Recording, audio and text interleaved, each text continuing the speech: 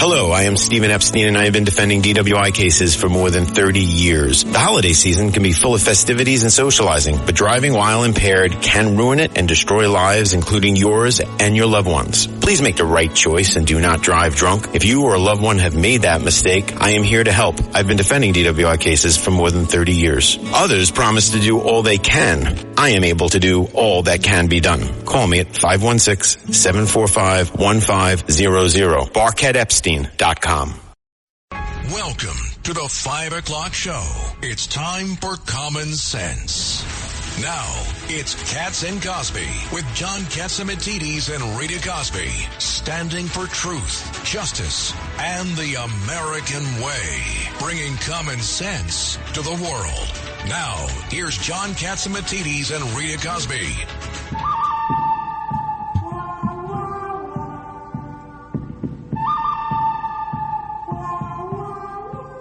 Well, what does that mean? Where the heck are we, Rita? I think we need Clint Eastwood, first of all, because that's definitely Clint Eastwood. The big showdown. In the studio with us, we have Judge Richard Weinberg. We have GOP Chairman Ed Cox and Governor David Paterson. 3 lawyers across the way in case we need any legal advice. That's very good. And you and I pretend like we're lawyers, right? So it's rubbing off on us. Honorary lawyers. Honorary. That's good. By the way, big news today, and we're going to have John Solomon joining us, John, in just about 2 or 3 minutes for the very latest. But there is big news, and from Washington, House Republicans striking a deal to forestall the government shutdown. And apparently Trump says that he wants to pass it tonight. It looks like they have reached a plan B. That looks a lot better than plan John A. Solomon is going to tell us what's in that bill? He's going to, hopefully less than 1,500 pages, which was what the first version was. Yeah, I mean, that first version, Judge Weinberg, was a mess. It packed everything in Schumer's and Hakeem Jeffries' wish list. So, for example... Then why did Mike Johnson go for it? Because he had some dissident Republicans who said they would never vote for any continuing resolution, any extension on the budget ceiling. They just didn't want to do it. So it always forces the Republican leadership that only has a couple of votes. No, but they were going to go for it until Trump stood up and said no way. Because they needed the votes from the Democrats. Because the Republicans pushed the Democrats in a position of power. I would have held off to January 3rd and said the heck with it. Nobody's going to work the last 2 weeks of Christmas anyway. They don't work. John, they don't work anyway. Yeah. They don't go in the office. President Trump wanted to get it off the. Wait, we need your mic on. Sorry, go ahead. Yeah, President Trump wanted. No, it's not on. It's not on. So yeah, borrow the Gov's mic. You guys got to share the mic. There it is. President-elect Trump just wanted to get it over with so he can have a clearer running for his agenda. Right on after, January 3rd. On January 20th, yeah. But Ed, it's a slim margin, too. That's the reality, that even though the Republicans kept the House, right now it's only 3 votes. It's only 3 votes, right. So anyone can hold it up, and that basically kicks it over to Trump, who then lays down the law, and it settles. And it went from 1,500 pages. He's already controlling it. It went from 1,500 pages to 116 pages, folks. I want you all to take note that I do work with Republicans. Oh, yeah, you shared a microphone for about 5 seconds. Governor, what do you think? I think it was very good for the Republicans. They don't have to have this infighting right after the great victories that they achieved in November. And so, really, it's a big day for them. I wonder if Trump's going to stay in the White House tonight. You know who I wonder is going to stay in the White House is Biden. After that report, Governor Patterson, that we were talking about, that Wall Street Journal report. Oh, my goodness, you guys. That was blistering, John. Tell us. 50 sources, not 1, not 2, 50 sources. They talked about how out of it President Biden has been since 2021. April 2021, they knew that he was mentally impaired. April 2021. And Judge, how impaired, that what was stunning was how impaired they said he was, to the point where they had to cancel meetings with world leaders. Is it a good day or a bad day? How can he be president? Here's the comparison by Elon Musk on the bill. Hold on, where is it? Okay, let's see, hot off the press. It was like 3/4 of an inch thick. Yes, the versus first one. 8 inches thick. John, 1,500 pages down to 116 pages. Okay. I mean, come on. Come on, who's going to read 1,500 pages? And guess what? In the 1,500, that's a great analogy. Yeah. That is a great analogy. And that should be the standard for the future, you guys. How could you can't shove put it all 1,500 this? pages. It goes back to Nancy Pelosi. Yes. Why don't you sign the bill so we'll let you know what's in it after passage. Right. I mean, it's just ridiculous. And this It is was so the budget. classic. This was the budget. The thing It's I the was budget. very upset about today Uh-oh. was the 39 Chinese. Yep. Tell Pardoned. us, talk us about it. Were pardoned. How can and these were spies? Yep. They were spies. But if we had 39 Americans stuck with the Iranians, We'd have to pay for them. We have to pay $6 billion. Right. And that judge in California let the other one out, that's essentially said no deal. Worse Wait, still. say it slowly so the people understand. This Chinese judge, I don't mean anything Chinese like that, American Chinese American judge U.S. magistrate. gave what? She released him in his own recognizance. He was accused of spying for China. He was on his way back to China. He was at the airport. At the with airport. They grabbed him at the airport, information. and she released him. It's absolutely shameful. I don't know what she was smoking or thinking. Yeah, that's incredible. And you know what? Speaking of cases, you guys, the Luigi Mangione case, everyone's talking about this. This is the guy, of course, suspected of killing the United Healthcare CEO. Today, John, it looked like you and I love suspense movies. It was like a scene out of Mission Impossible, moving him from Altoona, Pennsylvania to New York. They had so many law enforcement officers, so many different planes. It was like planes, trains, automobiles. Talk about massive security. And the good news is, you guys, the feds are now pressing charges against him. The feds want to take control. If Governor? half of those security people were around President Kennedy, he would have survived. Yep. We still, someday we'll find out what happened. Maybe not. By the way, Maybe not. the feds do not trust Bragg's court. That's what's happening. The feds want to take it away. Ed, you're absolutely right. That's a move because they don't trust Bragg's office to do a successful prosecution. They had to send their own guy down in order to do the prosecution against The number Trump. 3 guy in the Justice Department to try to hang Trump. Now, That's correct. how can they pardon? Why would Why would Biden pardon 39 Chinese people that were spies? What do you think? How do you do it? You're assuming he knew what is happening when he signed the pardon Real quick, for 1,500 folks. Ed is right. The question is, who cleared these? Who gave him the pen to sign? Who gave him the papers to sign? Because clearly this man had no idea what he was I signing. doubt they went through the normal process of going through the Justice Department. They did not do that. Right. Those are You're absolutely right. Here's a list, sign it. That's exactly right. Unless, of course, they had somebody who's a stooge in Justice Department who claims to have reviewed it. Senator Ron Johnson's going to call me. Yep, Is he on yet? yep. In fact, he is calling right now. Let's go to the senator. Calling in today is Ron Johnson, the senior senator from the great state of Wisconsin. And so many things are going on in Washington. Well, what do I ask you first, Senator? First of all, Merry Christmas, John. Happy holidays. Merry Christmas. It's the planned dysfunction in terms of trying to fund the government.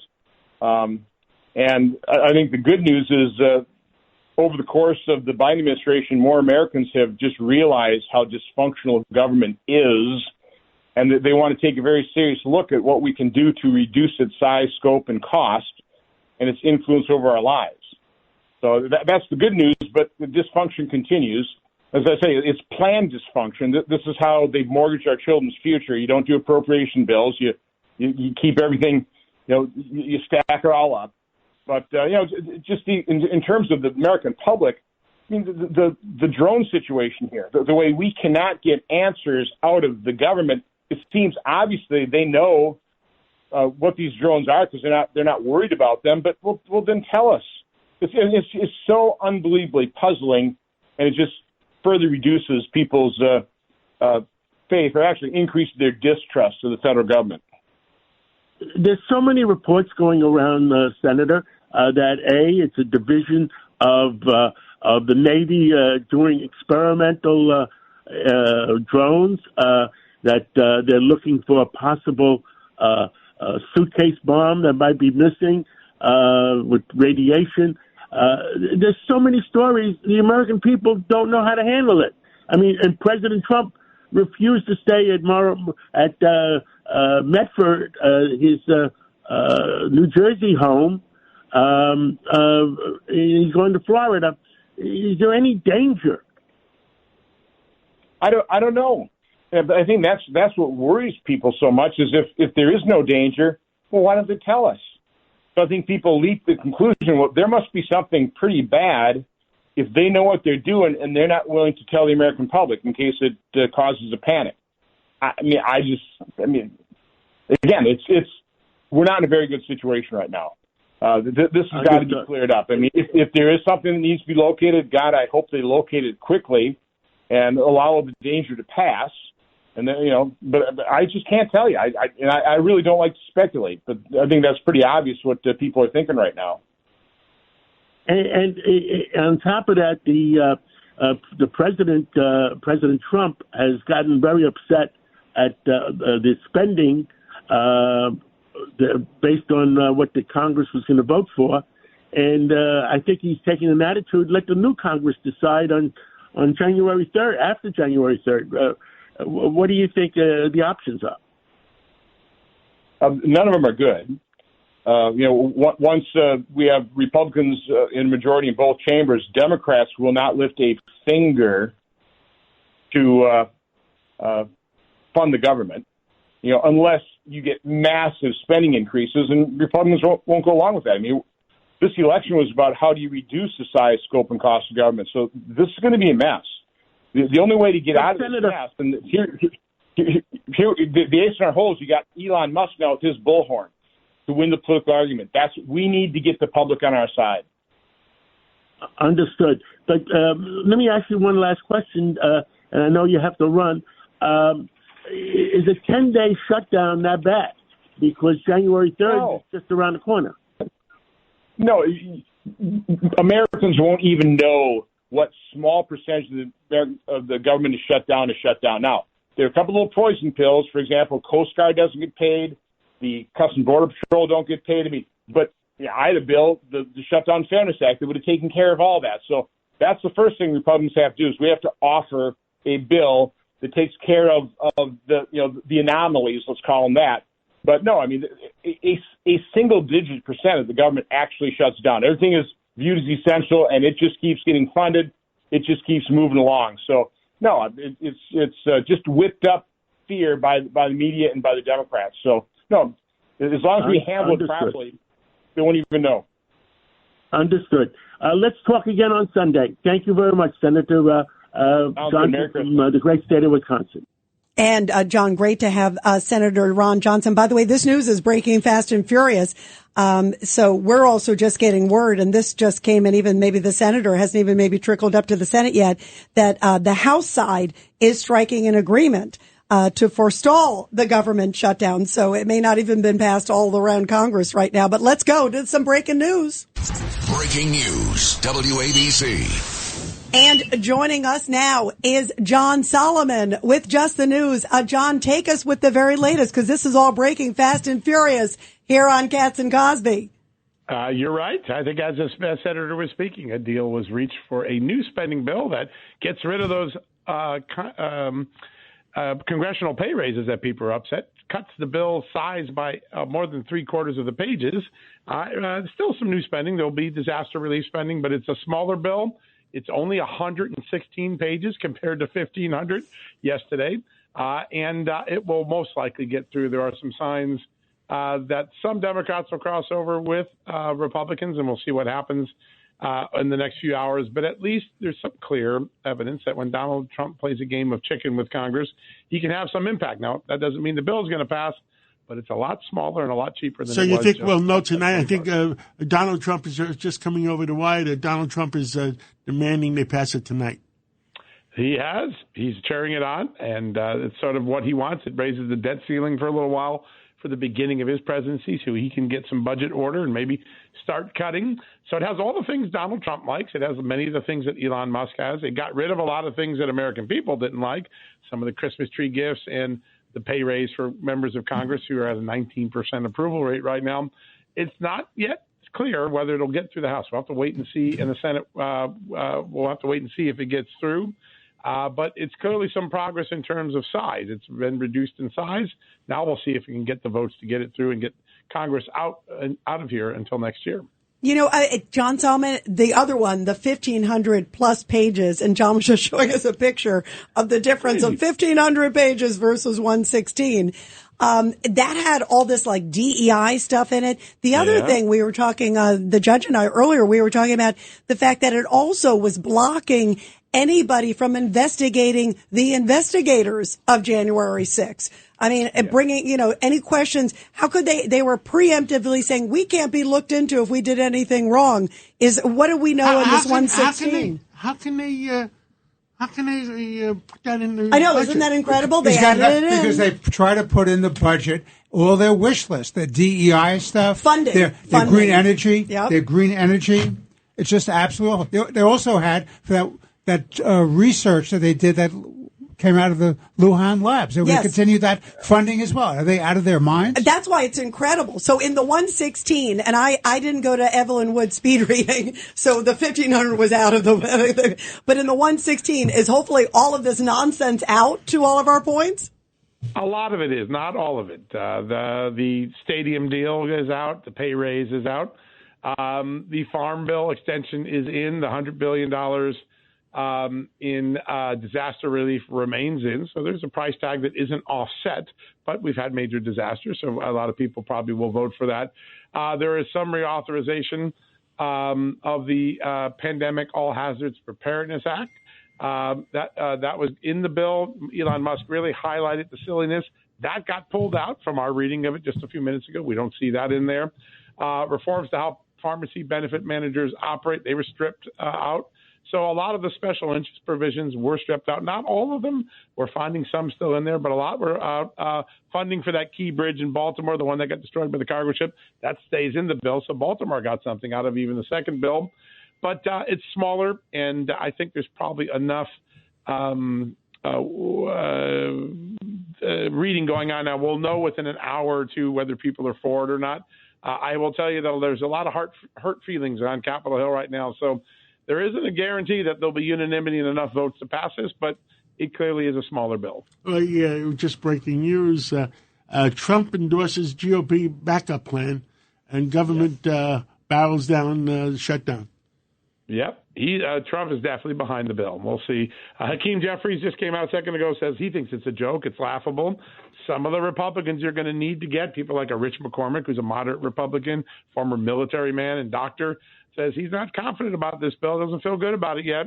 So Chip Roy definitely not in favor of the bill, and he's been fighting with President Trump on social media the last couple hours. He's an influential Republican. So there's still going to be some wheeling and dealing and some pressuring and arm twisting before we know for sure if this bill is going to pass. But it's not a done deal till it's a done deal. It has not passed either house. Is that what you're saying, John? This was an agreement of caucus. Exactly. Yeah, and I'm not sure the count's there yet. We'll see if in an hour or two there's a count there to do it. They won't put it up for vote unless they have the votes. But clearly, movement. Now we'll see if it actually amounts to progress. What does this mean also, John, to people like looking from the outside? Because it's like to John's point, they were ready to sort of go forward.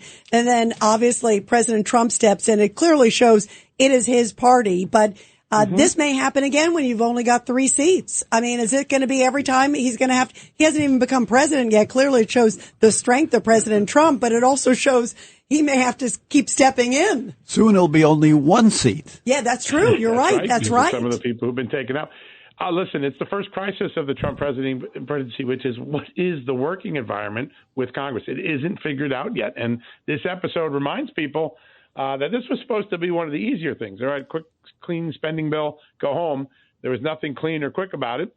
And next year, when you're talking about trying to get 30, 40, 50, 70, 100 different provisions of what Trump is trying to get on taxes and the border, what sort of dysfunction or function will there be in the Congress? A lot, I think, will be dependent upon who are the leaders, who are calling the shots, who's twisting the arms. In the old days, Newt Gingrich and Tom DeLay, during the Republican Revolution, they could twist arms. They could get votes. They had a bigger majority sometimes. Now, we're talking about the majority. The only one that really resigned was Getz, right? Yeah, that's right. Yeah. So right now, you still have 4. Yeah, you got 3 or 4 seats still. And you actually had a couple Democrat vacancies because Adam Schiff left already to go to the Senate. So But it really is. I think the first question is, who are the leaders, and and then how do those leaders operate? Do you announce a bill before you have the votes, which is Mike Johnson's plan, and every time he announces it, he doesn't have the votes? There's got to be a change in the dynamic if Donald Trump's going to be successful next year. Otherwise, this is going to be a long-running soap opera called The Marlboro Asylum. Yeah, they got to get on board. Listen, before we let you go, you had another big scoop, John, real quick. The CIA whistleblower on the drones. Yeah, Kevin Shipp, a very respected CIA agent, blew the whistle on some really bad stuff a decade ago, was treated seriously by both parties. He says he believes these drones are part of a program looking for loose nukes, meaning a radiological material, maybe a nuclear briefcase that has escaped. We've heard some rumblings of this. There's a mayor who has been able to confirm there's some missing nuclear materials in New Jersey. So this is an interesting and perhaps educated guess by someone who hasn't been in the CIA for a few years, but is very well respected, very well plugged in. He said that on my podcast yesterday. He's gotten a lot of attention. And by the way, no one's pushing back in the government on it. Wow, that's interesting. By the way, tomorrow on the show, we're going to have that mayor that you talked about. So I can't wait to talk with him. We had him on yesterday. It's really fun. Good. Yeah, I can't. Boy, interesting times. Lots of laughs with the nuclear. Yeah, exactly. Loose nukes. Really fun. Yeah, crazy times. We'll be thinking about that on Christmas. Exactly. John, keep us posted on all this stuff, obviously on the drones and also on the spending bill. If you get any updates, even within the hour, make sure you give us a buzz back, okay? We sure will. And thanks for all the good work. I love that interview with Senator Johnson. I was listening. What a great interview that was. Yes, thank you. Thanks. He's terrific. Thank you so much, John. We really appreciate it. And you guys, when we come back, we're going to talk about Luigi Mangione and also some big news. Fannie Willis gets the boot. We'll talk about that after the break. Learn from the world's best all in one place with Masterclass, the only streaming platform where you can learn and grow with over 200 of the world's best. Masterclass always has great offers during the holidays, sometimes up to as much as 50% off. Head over to masterclass.com/Spotify for the current offer. That's up to 50% off at masterclass.com/Spotify. Looking for a great non-alcoholic beer? Yeah. Try Athletic Brewing Co. One that actually tastes great? It's athletic. Or that has a variety of styles? It's athletic. Or that's award-winning and seemingly everywhere? It's athletic. Just ask for it. Okay. Can I get an athletic? Sure can. The rest of you, go to askforathletic.com and find the #1 non-alcoholic beer brand in the U.S. at a retailer today. Near Beer. Ask your doctor about Air Supra, albuterol budesonide. Eligible patients can pay as little as $0 per inhaler, subject to eligibility rules and maximum savings limits. Restrictions may apply. Visit airsuprasavings.com to learn more. This episode is brought to you by LifeLock. The holidays mean more travel, more shopping, more time online, and more personal info in places that could expose you to identity theft. That's why LifeLock monitors millions of data points every second. If your identity is stolen, their U.S.-based restoration specialist will fix it, guaranteed or your money back. Get more holiday fun and less holiday worry with LifeLock. Save up to 40% your first year. Visit LifeLock.com/podcast. Terms apply. A common sense recap of the day's biggest stories. It's John Catsimatidis and Rita Cosby. Katz and Cosby on 77 WABC. Breaking news, WABC. And we are back here on Katz and Cosby. Well, Luigi Mangione, the suspect accused of killing the United Healthcare CEO, Brian Thompson, waived extradition. He was flown in. It was like a scene out of a movie with so much security from Altoona, Pennsylvania. He is now in New York facing federal charges. And joining us to talk about this and other huge legal stuff today is the great former federal prosecutor, Doug Burns. Doug, great to have you here. Your reaction to the fact that now the feds are also, there's 4 federal charges now against Luigi. There were 11 New York State charges. Your thoughts? Yep. Well, I knew he was going to waive extradition because extradition's a little misunderstood. People think it has to do with, guilt or innocence. No, it's just identity. Is this the person wanted? So he was smart. He listened to his lawyer's advice and he waived it. very unusual to see the federal government bring a charge when the state has indicted for murder. You hardly ever see that, but it's of no great significance. One of the cases, obviously, by definition, has to go first. And I think your audience will find it interesting that it's almost always the state, because if there's an acquittal in state court, hypothetically, the feds can recharge. That's the Rodney King fact pattern. If it's in reverse and the person's acquitted in federal court, it's double jeopardy, and they cannot be charged in state court. So usually the state goes first. Look, it's a murder case, cold-blooded murder. It's really second degree under New York state law because first degree is exceptional circumstances, police officer, corrections officer as the victim. To charge terrorism was ill-advised, but that's Bragg. What are you going to do? So let me getting to Bragg. I think as soon as I heard the federal, I thought they're doing it because it's Bragg maybe on the New York charge. I hate to say it. I mean, this was obviously a horrible high-profile case, Doug Burns, but you can't bank on how the Bragg situation will go. And also, New York State has not had death penalty since 2004. So you can put death penalty on the table with the feds. Timothy McVeigh got the death penalty. Yeah, no, you're making two good points. One is a federal prosecution is an insurance policy, as I just explained. In other words, if something goes wrong, the case is mishandled in state court, then the federal government can recharge.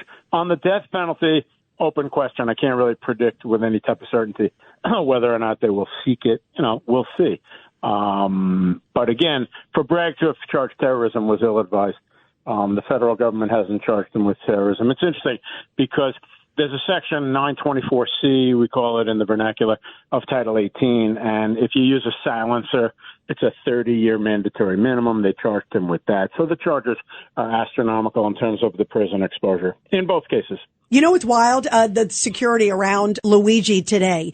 We were all watching it. I mean, I felt like I was watching almost a scene out of Mission Impossible because they put him on a helicopter because sadly there have been these people who've been glorifying him, and there were like people waiting every step of the way to see him. And when he got into New York, there were people waiting there, but the security was massive. Isn't it? It's unbelievable, isn't it, Doug? Just to see, and you could see Eric Adams and and obviously other folks, Jessica Tisch and others were going to great pains. And I applaud them for saying, "Do not herald this guy."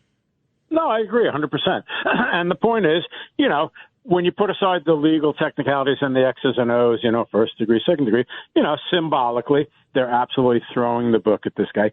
The federal one, back to a little bit of the X's and O's, is a complaint, not an indictment. So we'll see what they do there. That's a preliminary charge.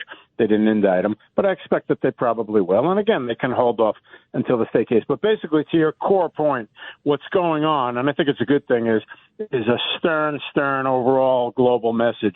You can't waltz into New York City, one of the greatest cities in the world, and just gun somebody down in cold blood. And we are throwing everything in the kitchen sink at you. Yeah, absolutely. Governor Patterson. Doug, in some of the writings that this Mangione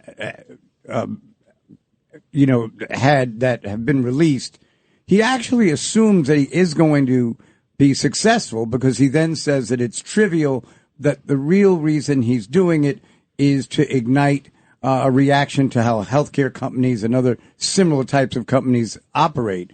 So if this comes back at trial, isn't that almost effective as a guilty plea?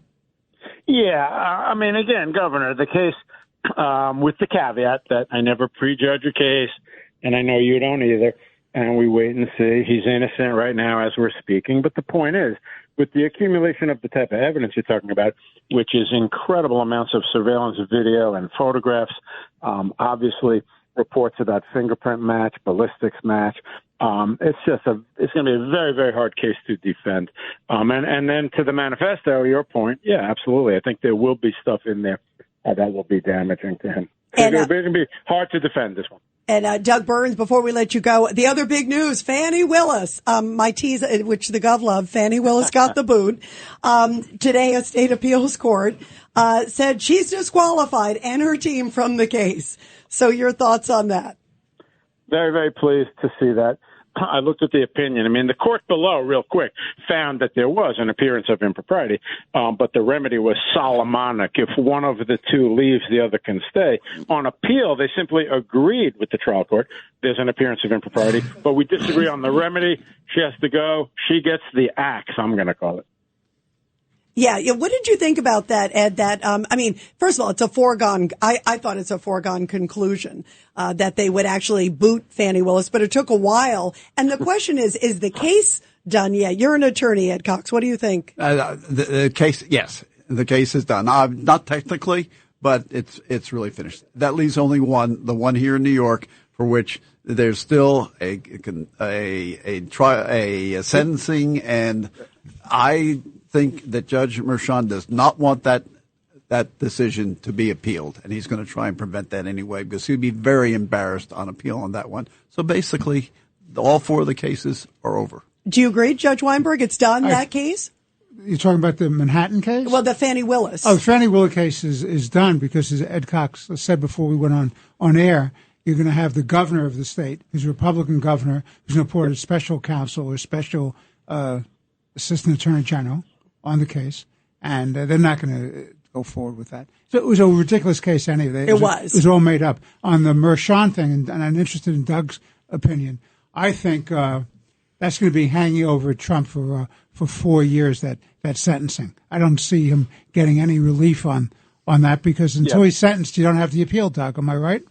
No, Ed makes the key point, and so do you, Judge, which is until he's sentenced, he's not convicted, so that goes to the whole nonsensical political soundbites. So the convicted felon. He's not convicted of anything. Exactly. And that's not right. a political point. It's a law point. But to Ed's point, if he's sentenced, then he gets reviewed on appeal. Right. That's why I thought he was going to dismiss it and blame the Supreme Court. But Exactly. I was wrong. That's what I thought, too. Well, he's not.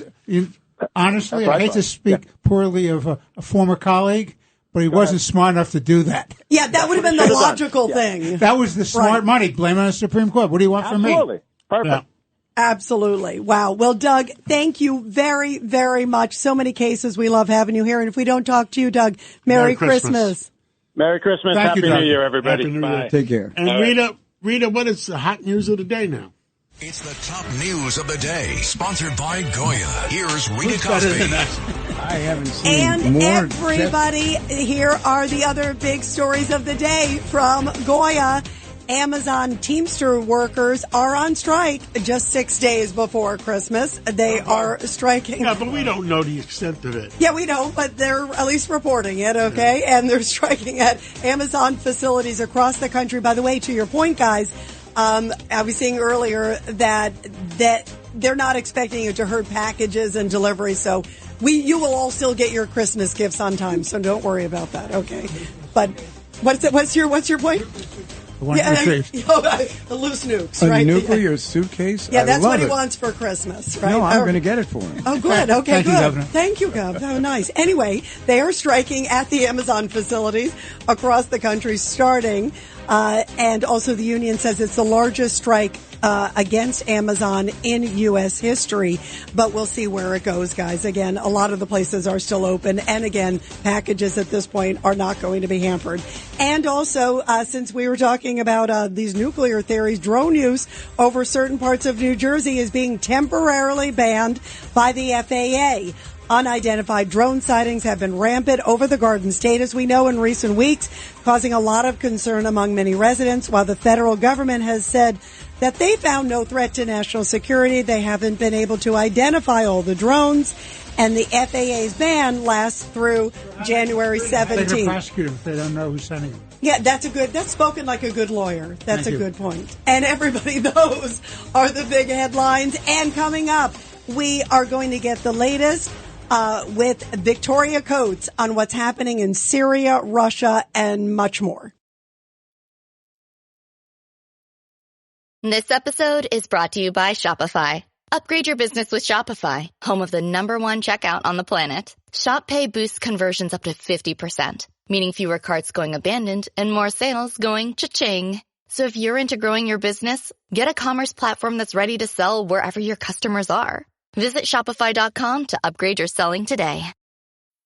Guys, if you're looking for style, comfort, and versatility, check out the latest collections from Versed. Whether you're hitting the gym or tackling your daily routine, Verst's wide selection of menswear blends proven performance with a functional and classical look. Their new fleece collections are designed with premium fabrics, the perfect layered style that keeps you feeling good and looking even better.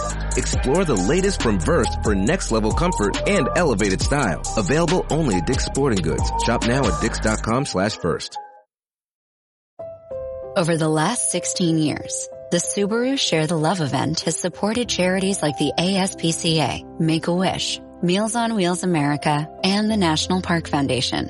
When you buy or lease a new Subaru from now until January 2nd, Subaru and its retailers will donate a minimum of $300 to charity. Support a great cause today at Subaru.com/share.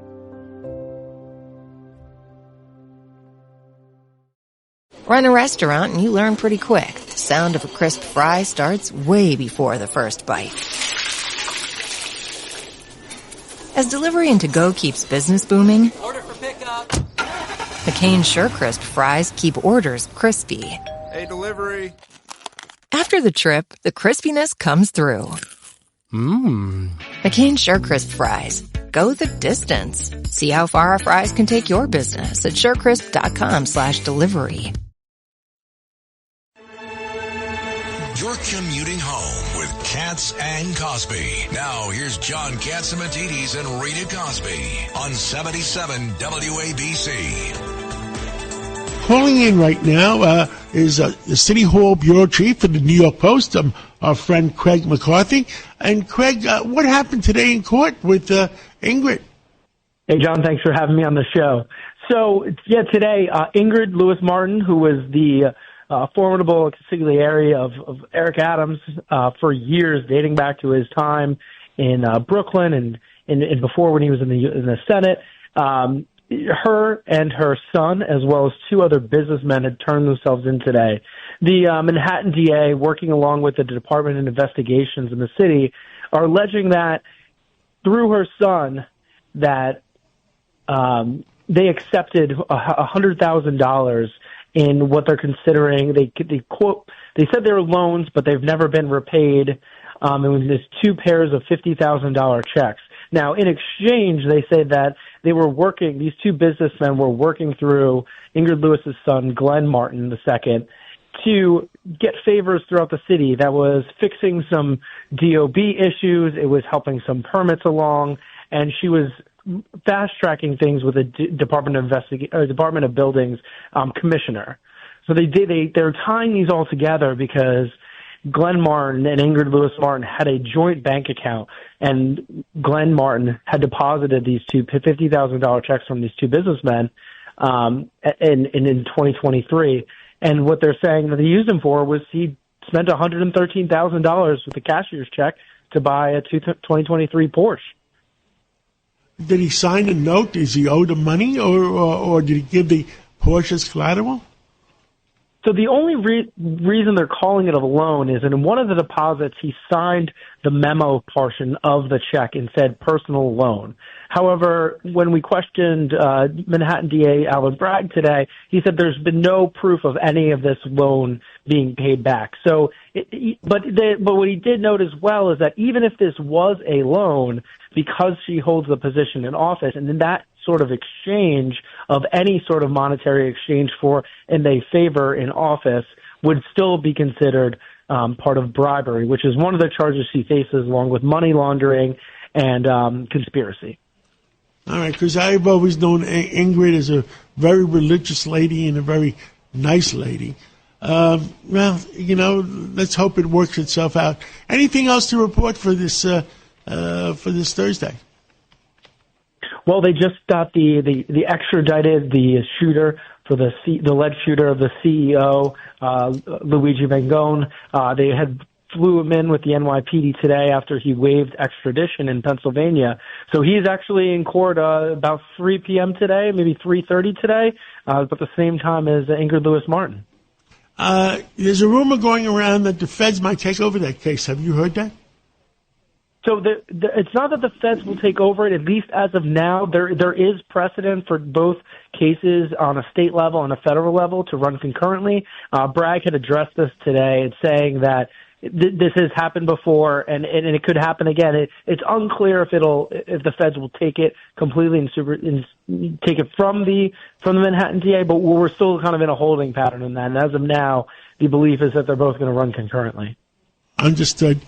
Craig, we'll catch up with you again on Sunday. Wow, very interesting. So we'll see where, obviously, the case goes with all of that. Look, I know Ingrid for a long time. She's a very, very she's a church lady. She's a very decent person. Absolutely. I hope she's okay. Absolutely. We certainly do. And she is a lovely person, too. And we'll see. Obviously, this is separate than the Eric Adams case, too. Yeah. So we'll see where all that goes. Kind of an example of how people can get into government and at that level. And when they get to a higher level, there isn't the kind of training or, advice that's given out so that people like her think twice before they would do anything. And I'm not saying that she did do anything. I'm just saying that you keep hearing about these people. You wonder how they could get to such high positions and things happen to them. It's because they don't know that world, Governor. Exactly. They need an ethics council literally sitting there reviewing stuff that they're doing. That's my point. Exactly. By the way, also, you guys, some interesting news. This is Elon Musk just tweeting out a little bit ago on X, of course, which he owns, saying that he's not the author of this new proposal.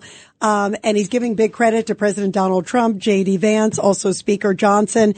And he also says that the second version, this Plan B, which we'll see if it goes through or not, he says is a much better bill that is closer to being a real continuing resolution, but with support also for hurricane victims and still the disaster relief, which, of course, the people in North Carolina and elsewhere deserve. The imprimatur of the White House. Yes. The real White House. Yeah, exactly, the real White House. So we'll see what happens. We'll keep everybody posted to see if this new Plan B passes or not. Joining us now to talk about a whole bunch of other stuff is Victoria Coates, former Deputy National Security Advisor under President Trump. Victoria, first of all, your thoughts about all the stuff that's happening on Capitol Hill, and clearly President Trump is essentially the de facto president. Oh, absolutely. And I did just escape from D.C., which I'm very happy to have done, get out of the swamp for the holidays. But, there's, I think, rightly conservatives and the president rejected the 1,500-page monstrosity that was the original CR. There's horse trading and wrangling over what's going to be the skinny down version. But the last thing I saw was 115 pages. So it was literally decimated. It was 1/10 of what it was. And so that's a really good start. I have some questions about the debt ceiling and what we want to do with it and what the president-elect wants out of that and how we can get the cuts we need. But I think we're on a really good path. Victoria Coates, I wanted to ask you this before we move on to some international news, that the FAA is banning these drones over New Jersey, threatening, quote, deadly force for an imminent security threat if they fly over certain locations in New Jersey. They still are saying they don't know what we're talking about. The Biden administration still says we don't know what it is. There's still a whole bunch that they have not identified. Trust us, is the famous line from Mayorkas, and he did such a great job on the border. Of course, we can't forget that. But how concerned should we be? When you hear this stuff and then you hear people talk about even loose nukes and some, whistleblowers coming out with some really kind of disconcerting information for residents. Between you guys in New York and me in Philadelphia, I think we all have to be concerned because we've gone from Admiral Kirby telling us these were lawful fixed-wing aircrafts that we couldn't trust our lying eyes to all of a sudden we're going to shoot these things down and it's an imminent national security threat. They're making this problem worse by the way they're handling it. Just tell us what it is. And, clearly this is going to come out in dribs and drabs. It is shades of the Chinese spy balloon. And I just, it's ridiculous to make people more nervous and more inclined to believe extreme theories, instead of just telling us the truth.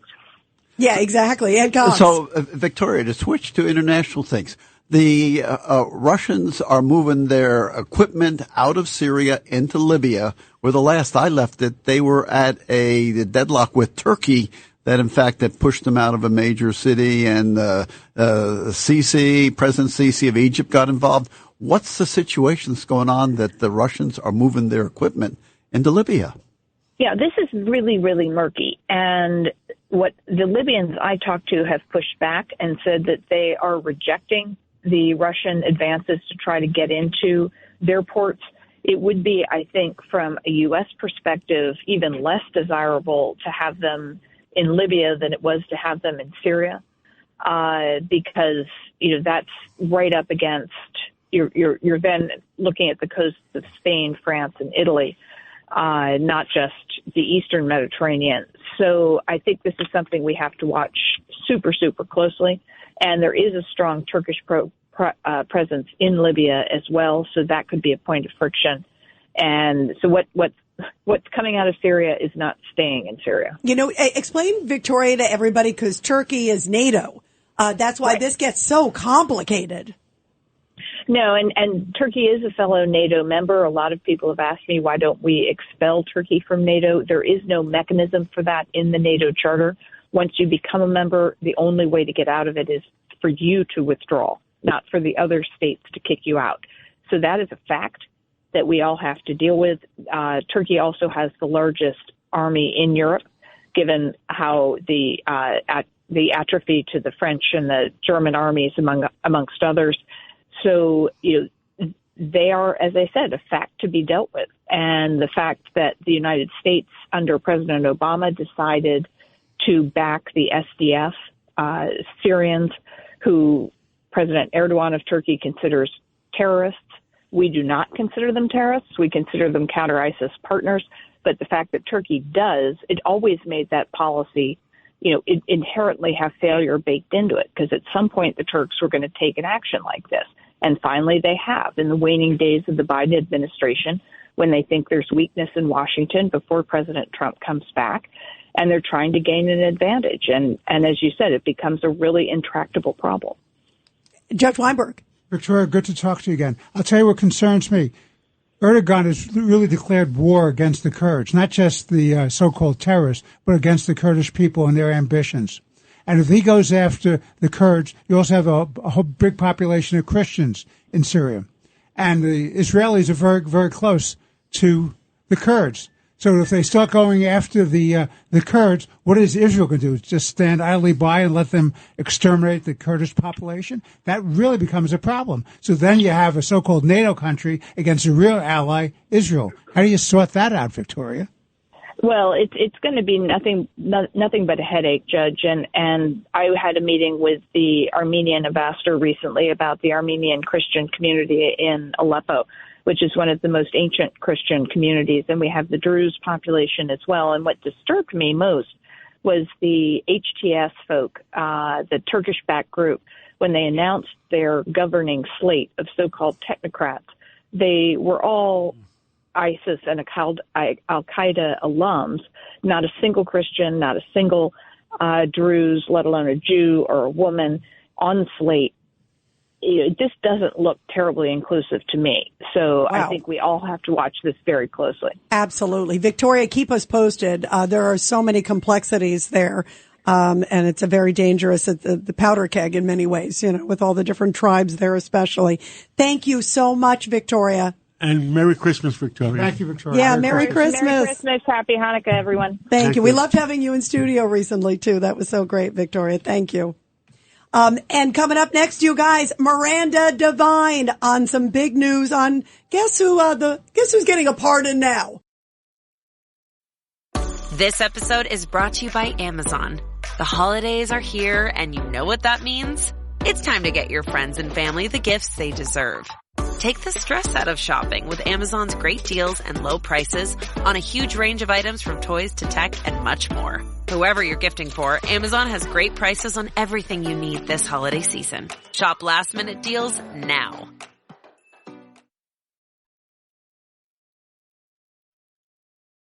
It's a common sense recap of the big stories. It's Katz and Cosby on 77 WABC. And we are back here on Katz and Cosby. Let's go right to the great New York Post investigative journalist Miranda Devine. Miranda, you are talking about the Joe Biden pardons. Fill us in on the latest, and also some you think he should pardon. Yes. Hi, Rita. Hi, John. Hi, everybody. Look, we've just seen he's given out already this record number of pardons. It was 1,500 commutations, 39 pardons just this week, on top of giving Hunter the pardon, on top of more pardons we expect are going to come before January 20, and to include his brother Jim Biden and various other family members. And so, I mean, you've heard about it. Chinese spies, a child porn guy, a Pennsylvania judge convicted over the Kids for Cash scandal, a Mississippi doctor who gave cancer patients only partial doses of chemotherapy and then charged them full freight and kept the money.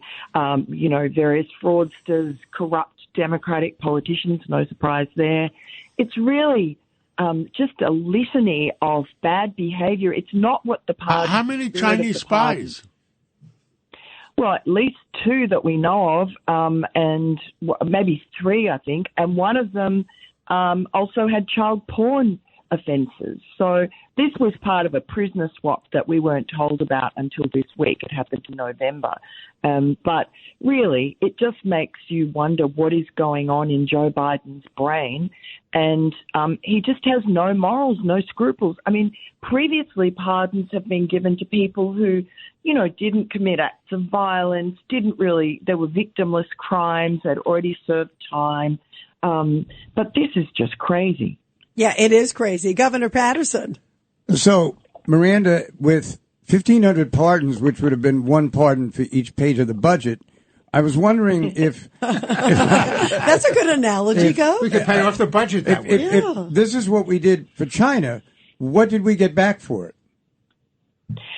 Well, we, as Americans, got nothing back, but we know that the Biden family got $23 million odd from China that so far that's been found from doing these dirty deals. And obviously that was given to Hunter Biden and his uncle Jim Biden, not because they were great businessmen, but because of their proximity to the great power of Joe Biden when he was vice president, now president. And how much power could he have had that Obama would not have known about? That's a good. Yeah. That's a good question. It's a very good question. What did Obama know, and when did he know it? That's the question. Well, he knew about the $1 billion he spoke about at the Foreign Relations Committee. What was it? The $1 billion that he said he would not pass on to Ukraine. He had the power to pass that on. He was in charge of Ukraine unless for Obama, unless they fired the prosecutor who was prosecuting Burisma, where his son was on the board and getting millions of dollars. And son of a bee. The son guy of was a there. there. And he boasted about it. There. Yeah, he boasted about it, Miranda. I mean, the curious thing about Barack Obama and Joe Biden is that Barack Obama just outsourced foreign policy to Joe. It was incredible. You look back on it, I wasn't here at the time, but I don't understand why that wasn't seen as more strange, that really Joe Biden was, for all intents and purposes, acting as the president when he flew around the world in Air Force Two, going into China and Russia and Ukraine and Romania and Kazakhstan and all these places his family extracted money from. But Barack Obama seemed not interested in foreign policy. Other than the Iran deal, Miranda. You mean the pallets of cash? Yes. Other than that deal. The Iran deal, exactly. Which, Donald Trump, to his great credit, killed that off, and Iran was on its knees, completely broke and not able to fund its proxies to attack Israel, like they did last October. And the first thing that Joe Biden does when he gets in as president after opening the border was to reanimate that Iran deal and bring in the same guy who was the Iran envoy under Obama, a guy called Robert Malley, who was Antony Blinken's childhood friend from school in Paris. And he currently is suspended without pay because the FBI is doing an investigation into mishandling classified documents. It said that he passed on money to didn't Malley have very suspicious relationships with the Iranian government, including his father's relationship with that government? That's right. So Robert Malley, as Iranian envoy, is suspected of having given classified information to his Iranian handlers. He also brought into the government a whole crew of people, including a woman called Ariana Tabatini, who also is under suspicion for talking to people in the Iranian regime. She has a high-level job in the Pentagon. And this has been known, and nothing has been done about it. It's like the drones in New Jersey. Everybody knows that the government just says nothing. They stonewall, they lie, they gaslight, they get away with it. Yeah, that's amazing. You're right. It's like, let's just kind of nothing to worry about. And they think that that's going to appease the American public. Ed Cox. So, Miranda, Obama basically was the power behind the Biden administration. And with respect to Iranian policy, he definitely was making the calls. Why did he want to loosen the sanctions on Iran and let them build up those foreign reserves that then resulted in the attack on Israel and the Houthis and Hezbollah? Look, I don't know. I mean, there is this sort of theory, academic theory that was running around foreign affairs circles, and maybe that was what captured Obama, which was that the Shiites, which is the brand of Islam that the Iranians subscribe to, is less violent and sort of West, anti-American than the Sunnis, which is Saudi Arabia and ISIS, for instance. And so that was the idea, but it was also breaking with America's allyship with Israel, because Israel has been implacable enemies with Iran, because Iran wants to wipe Israel off the face of the map. But that didn't seem to worry Obama. But look, there may be other more nefarious reasons for the Iran deal. Someone was making money somewhere along the line. Yeah, certainly. By the way, before we let you go, Miranda, have you heard anything about these sort of blanket preemptive pardons that might come via Joe Biden? No, but I mean, it certainly there have been enough leaks from the White House that they're sort of trying to soften people up and get their allies in the media to write stories about these preemptive pardons, which are really historical. It's not happened like this before, and it seems to be unconstitutional. Really, it's certainly not the spirit of pardons. But there have been, New York Times, Washington Post, all the pals of the administration have been writing it up and saying, "Oh, well, this is perfectly normal. It's totally within the bounds. And what can you expect them to do when you've got this monstrous Trump coming in who's going to commit all sorts of lawfare, projecting onto Donald Trump what they themselves did to him?"